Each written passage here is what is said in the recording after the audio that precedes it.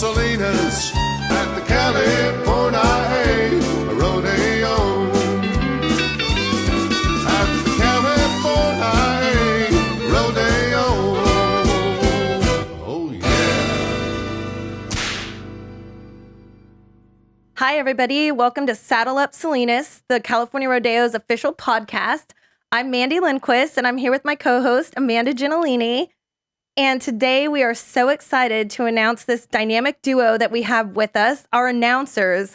We have Wayne Brooks, who is a 13-time NFR announcer and WPRA Announcer of the Year, as well as 5-time PRCA Announcer of the Year.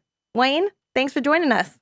Thank you for having us. What a pleasure. What an honor at one of our oldest and one of the most respected rodeos in the industry. Oh. Thank you so much for saying that. And then we also have Will Rasmussen, 8-time PRCA Announcer of the Year and also a WPRA Announcer of the Year. Will, thank you for joining us. Saddle up, all my cowboy friends. I like the name of your podcast.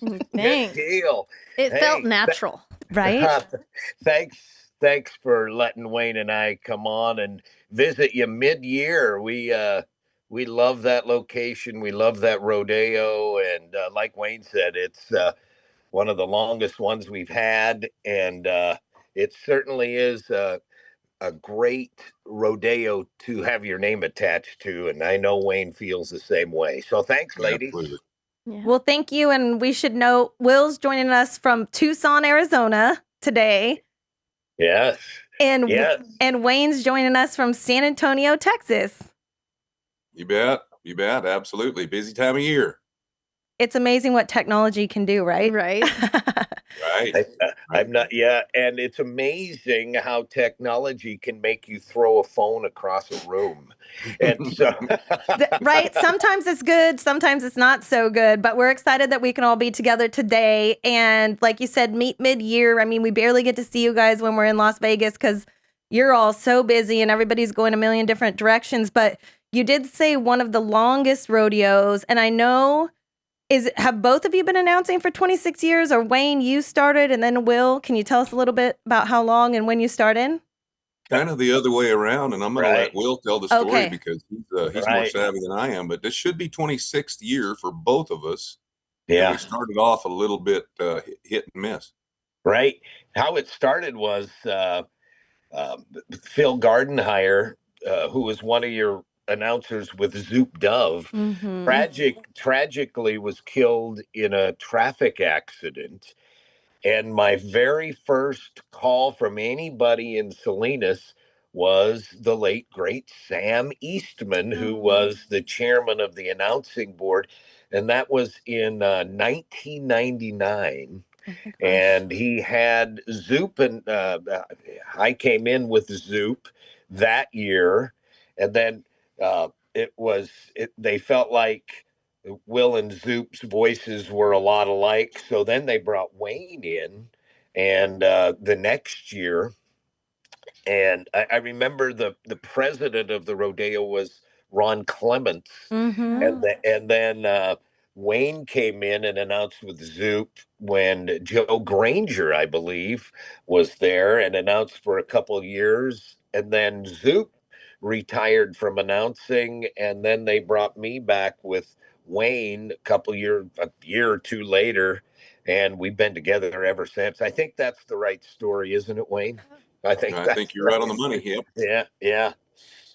I love it. So do you guys know, has Salinas always had two announcers?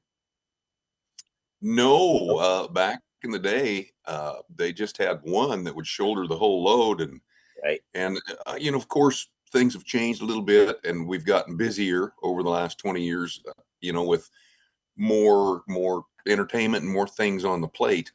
So I think it requires two guys more so now than ever before. But there was a time one guy had it full speed ahead, and man, I don't know how he can do it. Yeah, they put him in the Hall of Fame. Mel Lambert. Yeah. Boy, the people around there that have been on the committee, they spoke. Sam Eastman, the late Sam Eastman, spoke so fondly of Mel Lambert, and Brent Eastman kind of grew up with him as well. So it was Yeah, Mel Lambert used to do the whole thing, and it was, my thought is they just were putting stuff up on that cork board in front of him, and he had a talent, obviously. And Yes, I'm very much. guessing that that's back when the performance probably wasn't in a big hurry. They were up there for a few hours. I'm not, I can't speak to that, but all I know is that guy was busy for however many 4.5 hours. I Yeah. know that. So Yes. Right. Well, speaking of that, I mean, our perf, what, 3.5-ish hours with the grand entry, but this summer we got to go, or this September we got to go to Pendleton, and Wayne, they put us to shame. Yeah, they're a minimum of 4.5, and on that final Sunday when they're handing out the awards, they can be 5 hours. So it's a monster. That Pendleton's a monster. And you're up It's there all by good. yourself. Yeah, it's a great event, and everybody loves being there, but it's a workhorse. There's Yeah. some heavy lifting going on there. for It sure. was fantastic though. That was the second time I'd been there, but the first time was right when I started, which was about 19 years ago already. oh yeah. And then been with Salinas ever since. But it is so fun to travel around and go to the other rodeos. I've never been to Tucson. What's the big unique thing about Tucson, Will? It is the largest outdoor winter rodeo in the PRCA, and uniqueness. And Wayne can speak to this a bit too. Largest rodeo in Arizona. They have the largest non-motorized parade in the United States. That's going to be in a couple of days. They get upwards of 200,000 people watching that parade. They have Wow. a huge arena. It's a lot. It might even be bigger than Salinas's, and huge stadium. The snowbirds come, right? There's a lot of Canadians here and Montanans and Wyoming people, and they just come. Everybody is in a great mood because even the Cowboys, they love coming here because they've been in the building rodeos, right? Fort Mm-hmm. Worth, Mm-hmm. Fort Worth, and Denver, and Rapid City, and Jackson, Mississippi, and San Antonio, and boy, when we have weather like we're having right now, oh my gosh, everybody's in a great mood, and the uh, the stock bucks, and it's just everybody's in a great mood because of the sunshine. Now, it's not to say the weather can't be bad. I mean, one year uh, I packed my tank top and it snowed. So no, I'm lying about the tank top, but I'm not lying about the snow. And the people in Tucson were losing their mind. They've never seen snow. And so, but the uniqueness of it is it has hospitality similar to Salinas, and just the weather. It's like your afternoon performances in Salinas, where it's 80 72. Here it's supposed to be 85 all week long, and oh my gosh, it's tremendous. But it's 101 years old this year. Wow. So it's been going on a long time, much like yours. Yeah, they're about to catch up to our 116. How many perfs there? 6. Oh, wow. 6 performances. Yep, they have 5 performances, 2 days of slack, and then a short round or championship round like Salinas has on Sunday afternoon. They have a championship round coming up this Sunday. So that's 6 performances. That's exciting. And then Wayne, you're smack in the middle of San Antonio, or not quite? Yeah, I think a little past the middle. Okay. Yeah, for sure. How many perfs And are there? 21. Yeah, they go and go and go here. But there's a concert every night. And San Antonio is about the size of 5 million people. So they've got a pretty good crowd to draw from. And so we've got a whole assortment of styles and cultures of music. And so one of the top rodeos in the country, $1.8 million paid out. And 5 brackets where 5 different groups of contestants come in and try to win enough to move on to the semifinals and the finals. And yeah, it's kind of like Tucson. It's this time of year. And if they're not, the Cowboys that he was talking about coming to Tucson, if they're not, tired of being in the buildings and wanting to be outside and soak up the sunshine, then they've been on the ranch in South Dakota or Montana. Yeah. Feeding cows and breaking ice and putting up with the winter weather and all that. So it's nice to get the heck out of the north, come down here and enjoy some of the southern weather, whether it's Tucson or San Antonio. And there's tons to do around here. It's a big, beautiful city, and they can't treat us any better. I think one of the greatest things that we have going on here is the building. We have the rodeo in the building, the Frostbank Center, where the San Antonio Spurs play. And the Spurs call it the Rodeo Road Trip. So they stay gone for the 2.5 weeks that we're here. And it's just a beautiful build. It seats 17,000, ribbon boards, $1 million sound system. It's just the best you could ever wish for, really. That's where they bring out the for the concerts, right? They drive out the stage and it unfolds and then it rotates the whole time. It's pretty neat. Exactly. Yeah, they sure do. And boy, we get to see such a huge diversity of the crowd, whether it's 50 Cent or Kid Rock, or you never know who's going to show up, but it's full every night, so it's a great place to be.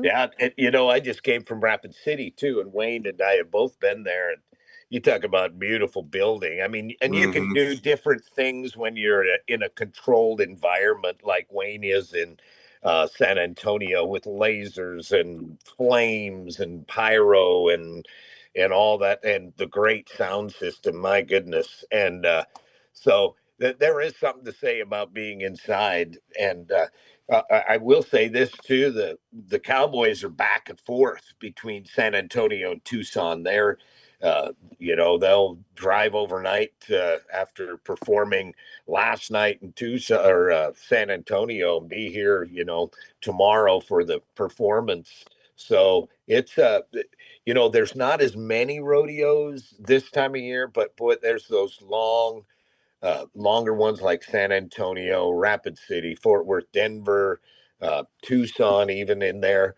with a lot of money to be won. And Cowboys will tell you it's critical. It sure makes life easier going into the summer run if they've had a good winter run. Yeah.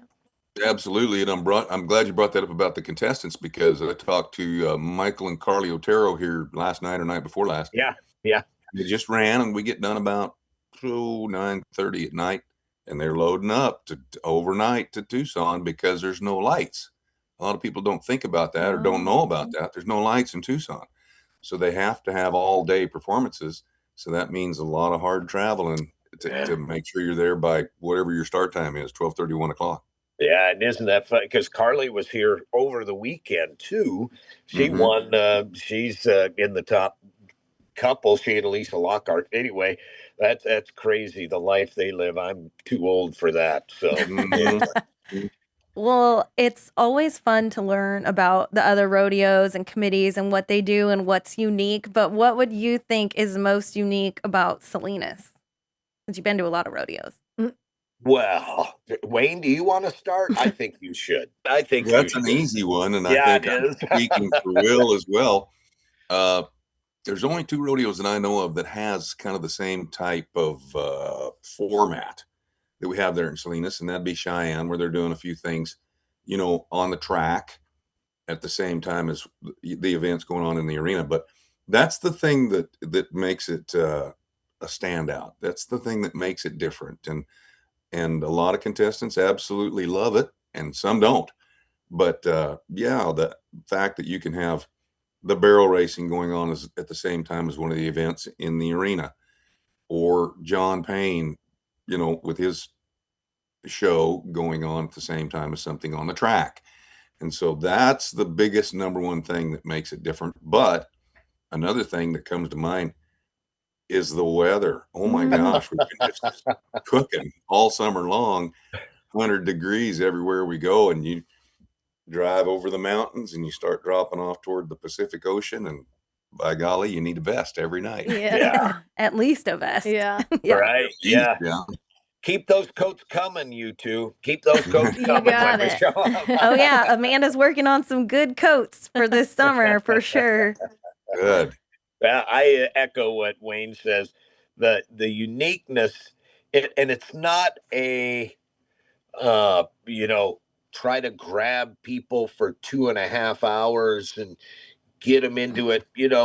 They have a shopping mall underneath your grandstand, and it's there's a reason why they call it the rodeo. Like Wayne and I always say when we get there, there's just a lot of stuff going on, and it's just an event. And it's not just, I don't mean just, but it's an event, and it's a bucket list thing that everybody should go see at Salinas.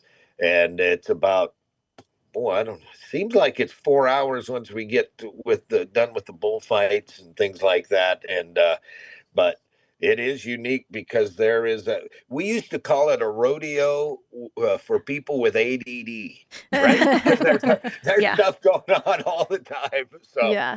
anyway, So how do yeah. you guys have been announcing together for 26 years, or this will be 26 years, but how did you, with everything going on in the arena and on the track at the beginning, because now it's seamless, the two of you work together so well, but how did you decide who announces what spot and, this over there, or you just kind of fell into place? We were friends before we ever came there. And so the fact that to do that job correctly and to use two guys working hand in hand to try to get in and get out and do the best you can for the gym, bar, and arena. But then again, all the people that appreciate what's going on the track, you want to do the best you can on the track as well. So we both want to put our best foot forward. And it's about trust and communication, those two things right there. Our friendship is unbreakable. We've been friends for 30 years. And I trust him. There's no competition. He's not trying to do better than I am. I'm not trying to do better than he is. We're just trying to come together and do our job. So if we can come together like that and work together, that's the biggest thing. It's about trust, communication, and friendship. And if you've got that, you got the world. Because I know if I stumble and fall, he's got it, and vice versa. Yep. Exactly what Wayne said. Exactly what Wayne said. Well, and part of this podcast, we want to teach people or let people know some of the things that go on behind the scenes, that they might not be aware of. And the coordination, like you say, with the communication is huge too, right? Because not only do you two have to worry about when you're talking, but then you have the rodeo clown or, other people. You've got our music person in there trying to coordinate everything. So one of the things, and I think you got to go to one right after this, Wayne, is we have the coordination production meeting every day and go line by line on what's going to happen in the show. And I sometimes feel like ours is complicated, but I know San Antonio's is intense too. So maybe talk a little bit about that and how that happens for every rodeo. Well, I think it's very true that if you don't change with the times, you get left behind in the entertainment industry for sure. So the introduction of music and better equipment and better speakers and big screens and ribbon boards and technology, and some of those cameras are $100,000 cameras. All of that stuff combined signifies that change with the times, you get left behind, and Salinas has done a great job at that. But I think 40 years ago it was more of a wing it program. We've got 750 contestants, and we start on Monday morning and let's go. And wouldn't you agree with that? Oh, 100%. Wayne and I chat twice a week at least, usually, and we always say that a production meeting is the most important half hour or hour of our lives, and we just need to know what happens and when, and then we take a day sheet that looks a little bit like this and write everything on it, and what flag there. Homework. Yeah, Wayne, he's got better writing than me. That's why he's him and I'm me. But these things are our day, and Critical. So, and sometimes we get in production meetings, not necessarily at Salinas, But, and people get their side things going on, and you just got to go, hey, everybody, we just need 30 minutes of your time so we can, but it's critical because just little things at rodeos, like when to send the flags before the truck. And, if you can save a minute or two between every event, if there's 8 events, you've just saved 20 minutes out of your production time. And at San Antonio, that is really critical because they have a concert start time, and um, uh, they just the production meetings are so critical. So yeah, that's why we're always after a day sheet, Mandy. Yeah, but you're gonna give me hives. Yeah. right But now. that was one of my questions was, once the perf starts, once your mics are hot, like you guys are steering the ship, and there's a lot of pressure there, and so our guys are up there with the cork boards and the messages and stuff. But I mean, you're the guys. You're making sure everything keeps running. And how's that for pressure on the two of you? None. 'Cause you're so good at it. It's what they do. We just listened to the people up there. Wayne, you can help me too, but Craig Andrus is a critical piece of your puzzle because he kind of coordinates. He'll at Salinas. That's a challenge. Hold off on running the mares and the foals. We have a clown act here, or the team penning is almost over, or on the track. So then we just, Wayne will say it. I'm going to say it before he does. Once we open the mic, it's off and running, and he and I just hang on. Well, that's the thing, right? Nobody has control, right? Especially when there's livestock involved and different things. And so, yeah, Barbara Cosley's going to help Craig this year to transition that, but he does call the shots, and there are a lot of shots to call in Salinas. But you guys, I have to say, behind the scenes, what people don't know on events is stuff goes wrong all the time, right? But I thank you guys so much because you save our bacon every day, multiple times a day, and the crowd would never know. Like, never know. And we're back there, having a panic attack, and you're like, I got this. And that's just amazing to me because you are so good at what you do and you can handle all those situations. And then back to the... Yeah, go ahead. Will calls it triage. Will calls it triage. It is. And a lot of times it is, but that's our job. But I'm going to go back to what Will was talking about a second ago. The people around us are so critical. And let me just say the most important group of people in our industry are the volunteers, because without the volunteers, our business would be nowhere. Absolutely. 100,000 volunteers that are not getting paid. So if you had to pay everybody that parked a car or sold a Coke, it wouldn't pencil out. So our help that we have on that announcer stand includes, 6-8 people, right, that know it. They know what they're doing. They've been over it. They've gone through it line by line by line. And so that kind of help is so critical, especially at a big event like that with multiple things going on. We don't have that everywhere we go. Maybe 30-40% of the places we go, we've got that team that can come together and help us go down the right path regardless of. So that's something that's been developed in Salinas for years and years and years and years. And without it, now we appreciate the pat on the back, but without that team, we'd be in a lot of trouble. Well, and let's talk about that a little bit behind the scenes. So I think right now, we have Danny Little and Sam Eastman. So Sam Eastman that you mentioned before, his grandson and his grandson-in-law are on that team with the headsets to communicate between the bucking shoots and the roping shoots and you guys. And then you got Pork Chop, Mike McLean down there helping out. Yeah, Mikey. And also a thankless job, right? You guys are just sitting there. There's no off time. You can't go to the bathroom. You can't really, drink a lot of water, whatever, but you're all there and the volunteers are there. And it's just amazing how you guys make it work. You're right about all that. And really they do make it easy, and they're the nicest people. Well, the hospitality in Salinas is something. Um, it's crazy, but sometimes we feel bad too. There'll be rodeo committees or people we haven't seen in years that want to come up to the announce stand and say, I "Hey, know. Wayne, hey, Will, Oh gosh. let's get a picture right in the middle of the bronc riding and the mutton busters that's going on all at the same Yeah. time."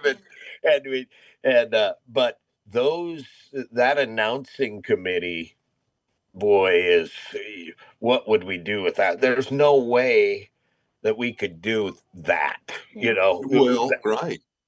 Yeah. And I think those guys, correct me if I'm wrong, Will, but for generations, Mhm. as you look at the Eastmans, for example, but 40 other families that are in the same boat, that for generations they've taken pride in the fact that being involved helps to carry on the tradition, the legacy, the culture, and celebrating the Hispanic culture that is so, monstrous there in Salinas. Those guys are the coolest because they do have that pride. For Yeah. sure. You think of the Eastmans, the Jenkinsons, the Grangers, it goes on with how, like Wayne says, 3, 4, 5 generations. When you get an event that's 115 or 16 years old, that's that the Brent Eastman used to say, "Boy, if people took their businesses as serious as they take this rodeo stuff, they'd have a lot better businesses." No, absolutely. A lot of tradition, family heritage. Well, let me step back. So, for those of you who aren't familiar or have never been, the announcer stand is at the bottom of the main grandstands in the open. There's like 4 or 5 different slots. There's like the music guys, and then Wayne and Will with their helpers, Danny and Sam, Pork Chop, and then it kind of goes the track. Like, there's a lot going on down there. And compared to other rodeos you work, are you, I feel like a lot of them you're up in a booth or you're in a little bit more controlled environment, and it's kind of chaos down there. And like I said earlier, Danny's pinning things in front of you to make sure you say this sponsor flag, and there's just stuff going on the entire time and people all around you. That's a lot. I feel bad when I have to run up there with something critical. I don't want to interrupt you guys. And then I do see like these chairmen that are up there trying to take a picture. I'm like, can you just step back? Wait till they're done. It's just part of it. It's part of it. The uniqueness. Yep. It's just part of it. And we've gotten used to it. And it's wonderful. It really is. Yeah. So, when you first get there, and good thing I love Wayne so much and good thing he likes me so much, or we'd be enemies by the time Sunday rolled around. I joke and I tell a lot of people on Sunday that the last thing we do is just choke each other by the neck for 5 minutes when it's over. But yeah, it takes a lot of patience, a lot of time, and a lot of camaraderie between the whole team, not just me and Will, between the whole team to trust and young blood. That's what we've got up there, and it's wonderful. Those guys are on the money. They're ahead of us. They know what's happening, and they're excited to do it. Yeah, great team. Cool. Yeah. Cool. Wait, let's go back to so 26 years later. How about the first year you walked into the grandstands and the announcer booth that all looked a little different, right? Because it was the wooden grandstands. But how was that first year of announcing Salinas for both of you? Probably like my same first year of working there, right? Like, dear no dice. The word remains the same. Unique. I was looking at the announcer stand up there by the big Taylor Farms, big tower up there. Yeah. And I think, well, that's where we'll go. And I remember walking up those stairs and I thought, geez, I hope I don't have to do this every day. That was up there. I didn't even know where the announcer's stand was. And, but everybody was great. And we didn't have a meeting back then that I can remember, Wayne. We didn't have meetings. We just came and they started throwing stuff in front of us. So the word has remained the same, the adjective of unique and a once in a lifetime thing. And we're grateful. What a feather to have in both Wayne and I's hat to say that we announced the California Rodeo in Salinas, and not just 1 year, but man, how about this? Well, 25. and I would add the word massive. Yeah, I remember massive. the day before I picked up a microphone there, I drove by the front of it like 3 times. Right? It's I know. huge. And a lot of people don't realize Yeah. in the world of rodeo that I don't know how many football fields you can fit in that son of a gun, but it's huge. The arena's huge. The grandstands are huge. The VIP area with the secretary's office way at the very top. What is it? 50 feet tall, maybe something like that. I mean, it's just massive, massive, Yeah. massive. And to go back where we very first started in this podcast, it was a game changer. Yeah. I was just looking through my calendar just 10 minutes before we started, and 99% of them, there's 1 or 2 that I've been at longer than I'm still at today. But all of my great rodeos that I have now, and I'm spoiled. I've got a great lineup of rodeos. But all the great ones that I have came after Salinas. So it was a game changer just having that. And of course, this is pre-Cowboy Channel. Yeah. But having that exposure where those large committees came and said, yeah, maybe that guy'd work for us too. Game changer. Same. Attaboy, Wayne. That's exactly right. Yeah, because I got a lot of good. Same way, I'm blessed to have a great schedule too, and because a lot of those committees say, well, he announces Salinas, must be okay, and that's how you get the call. Yeah. That's how it all happens, and I got big rodeo up in Moses Lake, Washington that very same year, just because of Salinas, and the list goes on, and you get more exposure, and boy, how lucky are we? Wow, how lucky. Yeah, well, we're lucky too to have 2 of the best at the rodeo. Thank you. Absolutely. Yeah, And then you mentioned, like I say, we went to Pendleton. I've been lucky enough to go to San Antonio. The rodeo committees do travel around and see what everyone else is doing and look at talent, and Reno and Reno Rodeo and Clovis Rodeo and all of those are our friends that come every year. And I think one of the best things about this industry is the people and how it's like family, I mean, we only see you guys once or twice a year, but it's just like no time passed and everybody's friends and we all want everyone to succeed. I'll call you sometimes in the middle of the year and say, we're thinking about doing this. What do you think? And if you told me don't do it, I'm not going to do it. We trust you guys. And just the people in this industry are something else. It's awesome. Well, that's the best part about it. And you will find out in doing this podcast and interviewing people, everybody will say the same thing. It's the people. And, when the COVID year came and we all lost our jobs, boy, yeah, I have missed announcing. And of course, you miss the paycheck, but boy, I've never spent a 4th of July in my hometown for 30 years. And so you miss the people. And I can't imagine my life without being friends with a Wayne Brooks or a Brent Eastman or you two, and being able to get together once, twice a year, and just the friend. And they're the kind of friends that'd drive 900 miles on a gravel road to pick you up too, the people are unique. They stand for the right thing, in my opinion, which is, I think, God and family and a prayer before the rodeo and all. I think people really gravitated to that in 2020, 2021, 22. And so record crowds since then, right? Everywhere we've gone. And I think it's what rodeo stands for in the people that are immersed in the sport. Well said. Yes, well said. I think we should talk about like your guys' craziest, just for a little fun because we're getting short on time, but something fun about Salinas or craziest story, memory, anything like that you want to share. Wayne, I think I might know Wayne's, but I'm not sure. Yeah, just because you guys get an insight, you get to see everything from your point of view in the arena, in the track. Like you get a good point of view. So I'd be interested to see.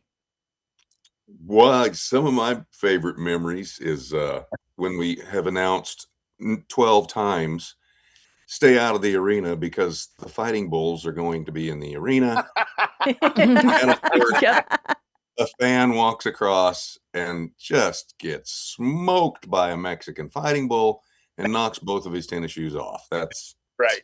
That's one of them. But I'll tell you another great memory of first being at that big rodeo. One of my I guess the biggest first one. Meeting celebrities like Ed Montana. Oh. You know, the guy with the smoothest voice in the world, announcing the top guys, the top contestants in pro rodeo that I've never announced before, world champions, NFR guys. I was just wide-eyed, and those are some great memories that came first at Salinas. Yeah. Cool. Well, yeah. Your 100th was something, it just popped into my mind. I have a picture right back here of Wayne and I in Salinas, and in it is Dewey from Gunsmoke. Buck Taylor, is that his Oh name? yeah. Yeah. Yeah. And Lynn Anderson, Never Mhm. Promised You a Rose Garden, and Wilford Brimley, who was my I just love Wilford Brimley, and I remember he was the Grand Marshal that year of the 100th, I think, and I remember saying, I don't like oatmeal because it tastes good. I don't like the movie The Firm because Tom Cruise was in it. I don't like the movie The Natural because Robert Redford's in it.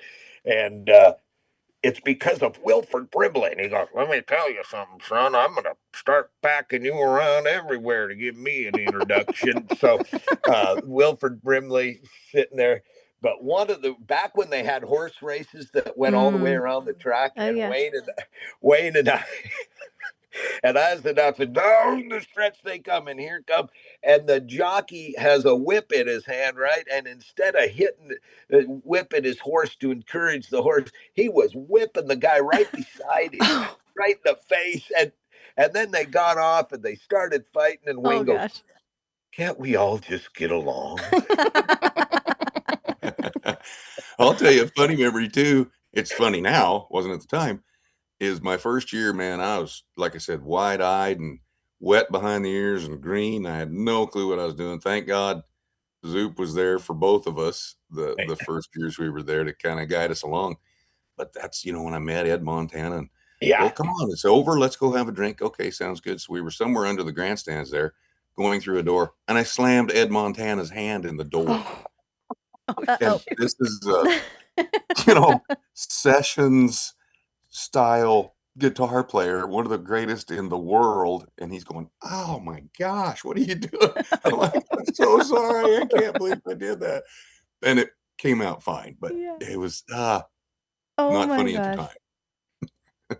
I didn't know that. That's a good one. Well, and then so we maybe should have started with this, but we're new to this podcast stuff. I know, Wayne, you tried bareback riding first, right? As far as being in the rodeo, and we know Will comes from a big rodeo family. So let's just talk about that a little bit, how you guys started with the announcing. I rode bulls in high school just a little bit, and then went to the bareback riding, and really enjoyed it. It was a lot of fun, and I won about enough to buy a cheeseburger. So that's why I knew at some point it's time to give it up, do something else. But I still wanted to hang out with my friends and be in the rodeo industry somehow, some way.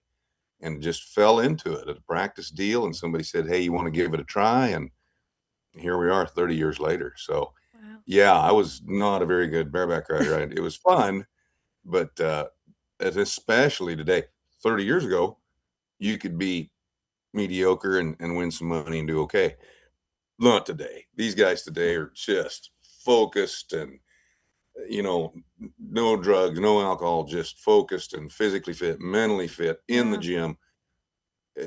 Competing today is a whole nother deal, and you better be on top of your game. Absolutely. I was my dad was a rodeo announcer for years, and I traveled with him all over through grade school and high school. And then I got to college. I was going to college at Montana State University, and I was working part-time to help get myself through school at a radio station. I always wanted to be on the radio. And I never did really rodeo. I tried team roping. I was a football, basketball, track, baseball guy. I was a sports nut, still am.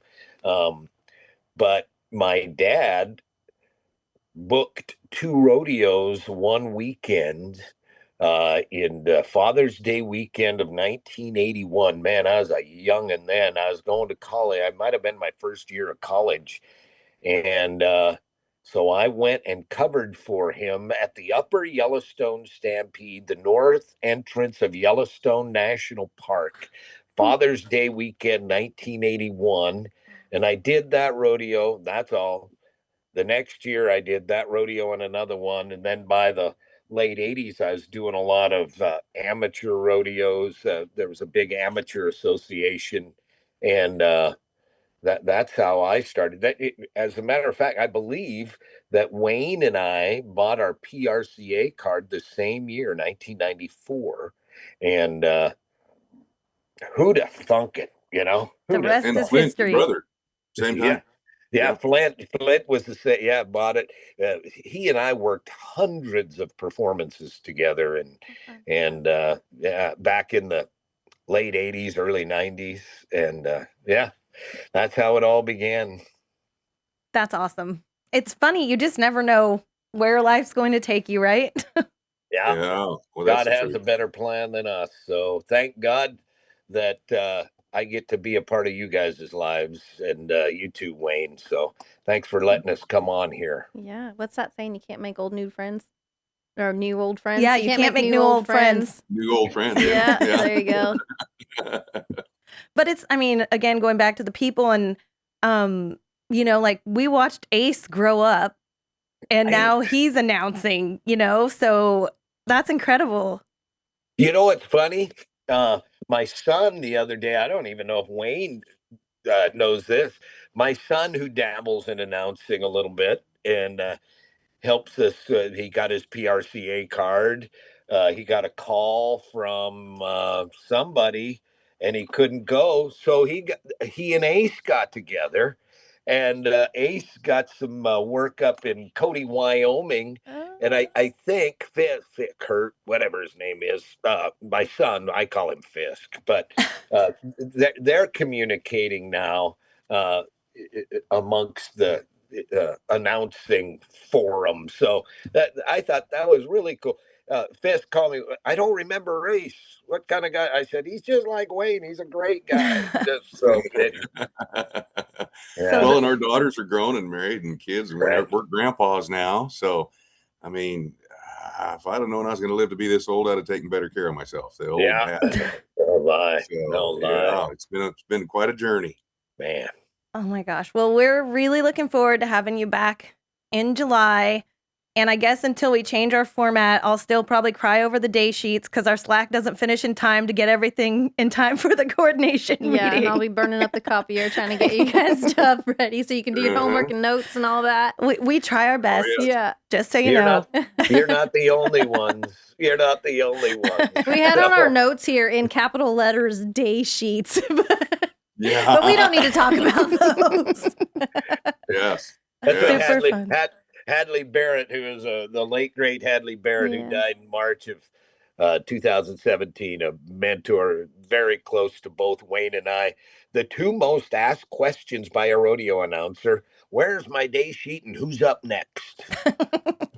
That's perfect. Believe it. Yeah. All right. Well, thank you all. Enjoy the warm weather.